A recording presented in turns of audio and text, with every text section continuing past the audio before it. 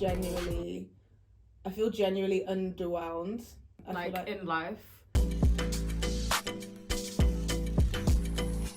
I was hanging out with my friend the other day. He's also a performer, and he was telling me that he feels like he's in this constant whirlwind of working and rehearsing. But he said he feels like he's on autopilot and that he doesn't really feel the joy in the day-to-day thing. I really, unfortunately, right now relate to that. Sometimes when people ask me how I am, I genuinely want to be like, not to be dramatic, but I want to die. So I told him that I can completely relate to him. It's really difficult for me, especially in the winter when... Alright, so it's 4 p.m, so I'm going to go. I hope you guys have a lovely rest of your evening. I am coming late tomorrow. I know I was a little bit late today as well, but I am coming late tomorrow, so don't expect me any time before 8. And so I'm challenging myself to do something about it. I accept your challenge. I really want to make a routine where I'm intentionally grateful for just anything and everything. I've set myself a 5-day challenge. No, it seems like a short amount of time because everyone always says that it takes like 28 days to make a routine. But bear with me, baby steps. I'm actually thinking of making it a 3-day challenge just because 5 days. So, the 3 things that I am going to do every day for 5 days, this is really embarrassing. Number 1, I am going to get up when I wake up. I didn't nail it. Maybe I shouldn't get married because I can't commit. But to be fair to myself, I didn't not do it. I definitely stayed up when I got up, but I didn't do things straight away. It is so hard for me to wake up in the morning and to not immediately snooze, another snooze. So I'm a little bit annoyed, but it's not a bad first start because I still did both of the things that I said I was going to do. I said I was going to stay up when I woke up and I was going to, write down 5 things in the morning. So the second thing is, the first thing that I need to do when I wake up is write down 5 things that I'm grateful for. I think it focuses your energy where you need to be for the day. I picked 5 things to write down just because obviously the act of actually putting pen to paper and writing words down is very intentional. So there was another part of the challenge that I didn't mention. I will mention something that I did for myself each day. Today, the thing that I'm going to do for myself is gonna be yoga. I'm gonna go full hippie and put some essential oils in the diffuser and have some relaxing lighting and just take some time. Eventually, I want to be the kind of person that actually does yoga. I want to be a yogi. Every now and again, I'll be practicing something and someone comes over to me in harem pants, smelling like incense sticks, and they'll be like, wow, incredible warrior pose. I love how you went from the downward dog into the... And I'm like... What? I will just be here with me and my laptop, watching a YouTube video, figuring it out. I was good on my own, that's the way it was. That's the way it was. You was good on the low for a favor. I'm so faded love. Shit, what the fuck you complaining for?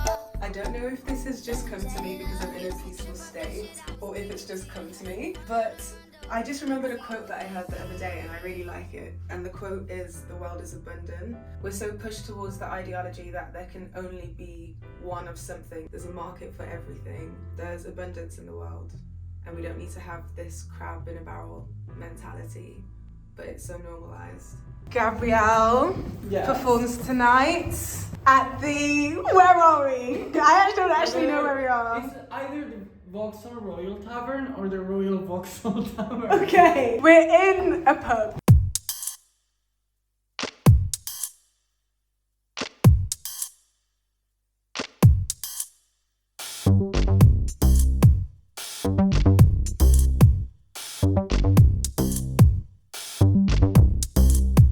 One day a week, I will do something that is for me, and today this was the thing. Oh, yeah. That's sad. So yesterday I did the fun thing and I went to go and see my friends perform, and that was me doing one thing for myself for that day. It's actually been really interesting to pay attention to what that thing is, because I know that everyone is going to have a really varied version of it. One of the things that make me really happy is just being creative. And so today I think I'm going to write some music.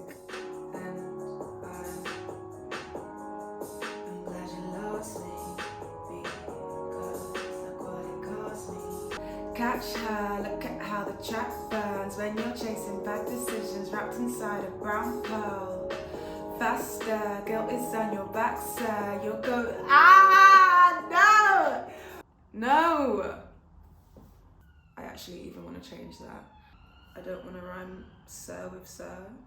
So mad, I think I realised I did that. Catch her, look at how the track burns when you're chasing bad decisions wrapped inside a brown pearl. Faster, guilt is on your back, sir. You're ignoring all the warnings, you stay on the track, sir. Taste of her, goddess, nothing is promise.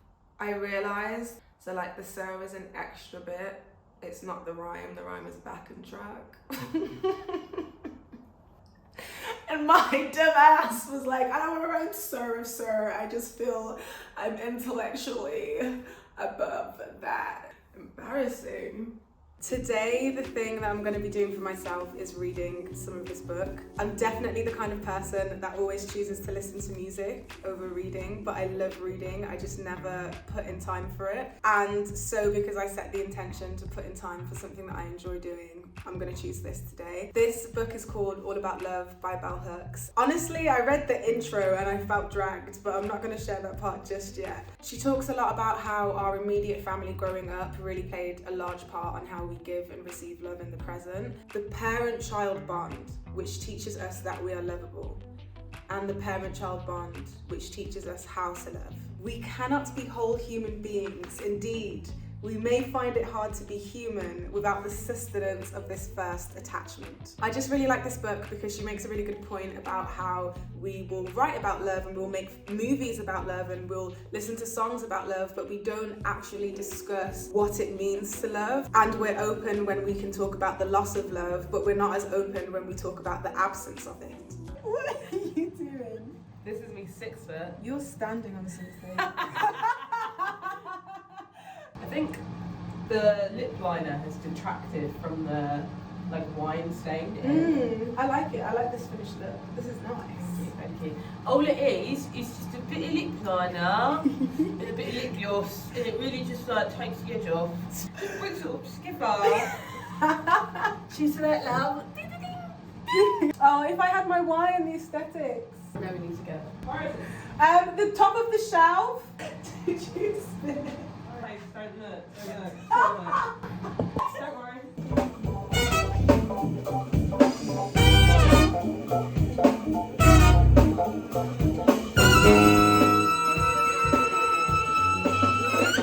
I forgot to do one thing. I forgot to read out all of the things that I wrote down. And I mean, I'm not going to read out all of them because there's so many. And again, that just proves to me that there are so many things for me to be grateful for. But I will share 1 or 2 things from each day. So this is what I put in at nighttime before I went to bed. Thank you for my body. Thank you for my strength. I am so grateful for laughing. I'm so grateful for open people. I am so grateful for creativity. I am so grateful for community.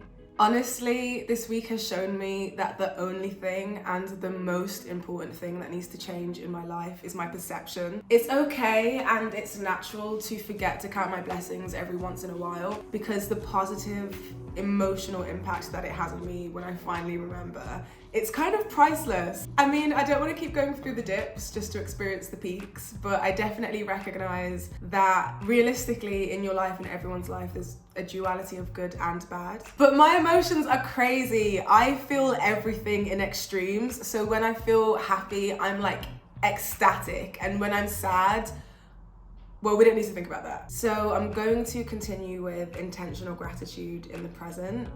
And I'm gonna really try and not be so hard on myself when I lose it a little bit in the future. I'd be interested to know if anyone else does this kind of thing and how they feel about it, if they do, and if it's helped them. I want to be open about the things that are happening in my life, and I know in general I'm an oversharer anyway. So if there's anyone out there that can relate to that, please also share so that I feel less alone.